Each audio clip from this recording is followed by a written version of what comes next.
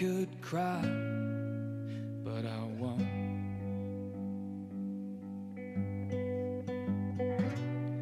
Follow me, she said as she started to run.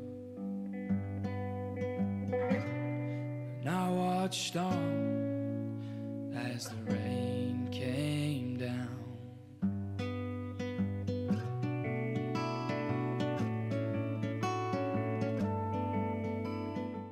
Non, je pense que le film ramasse les morceaux pour faire un tout. Je crois que c'est un film de portraits, de multiples portraits qui dressent aussi le portrait d'une adolescente qui s'appelle Erel et qui filme tout son quotidien, c'est-à-dire qu'elle filme sa famille, elle filme ses amis.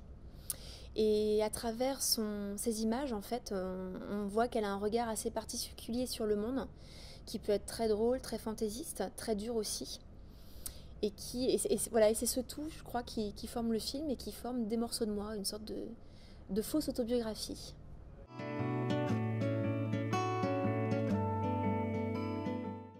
Oui, en fait, elle est en rébellion par rapport à sa famille, très en souffrance par rapport à sa mère, puisqu'elle se croit mal aimée. Enfin, en tout cas, elle se sent mal aimée, et elle se croit pas aimée du tout, en fait.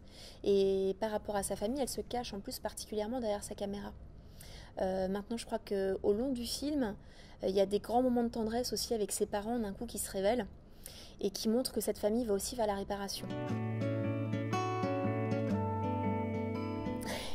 Pour se protéger sans doute, et puis pour forcer aussi son entourage à dire les choses. Je crois que c'est une fille qui est en quête de vérité aussi.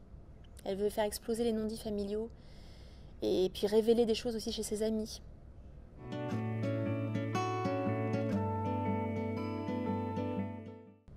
Oui, complètement, mais c'est ça d'ailleurs qui bouscule un peu les scènes souvent. C'est qu'elle est là avec ce troisième œil qui est parfois dérangeant, mais qui en même temps fait partie de leur quotidien. C'est-à-dire que toute la famille accepte la caméra. Et ça devient normal. Et puis, par moments, elle pousse le bouchon trop loin. Et c'est là qu'il y a des choses qui se révèlent et des non-dits qui se découvrent.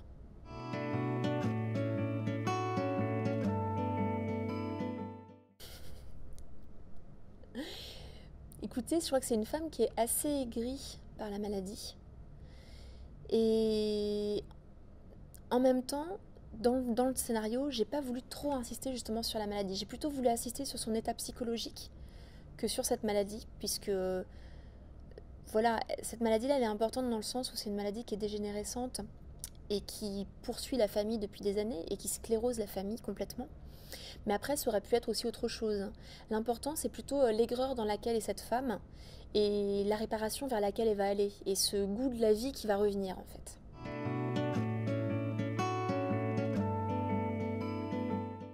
Complètement. Et puis, il s'agit aussi qu'elle resserre les liens avec ses filles, qu'elle répare les tensions et que cette famille, elle puisse repartir sur de meilleurs jours, en fait.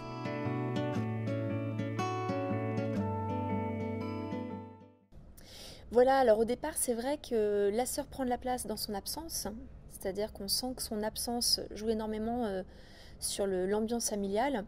Et ensuite, voilà, elle revient, mais maintenant, comment faire pour qu'elle retrouve sa place, que Erel l'accepte de nouveau, puisqu'elles ont quand même maintenant pris quelques années et leur relation n'est plus la même.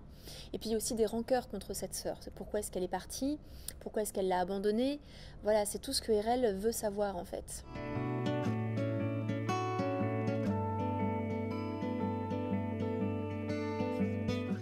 Eh bien non, on ne pouvait pas. Non, on ne pouvait pas parce que moi je tenais vraiment à faire un journal vidéo intime. Et j'avais envie que, en fait, en regardant le film, que les spectateurs ils aient l'impression d'ouvrir un vrai journal intime comme il y avait il y a quelques années.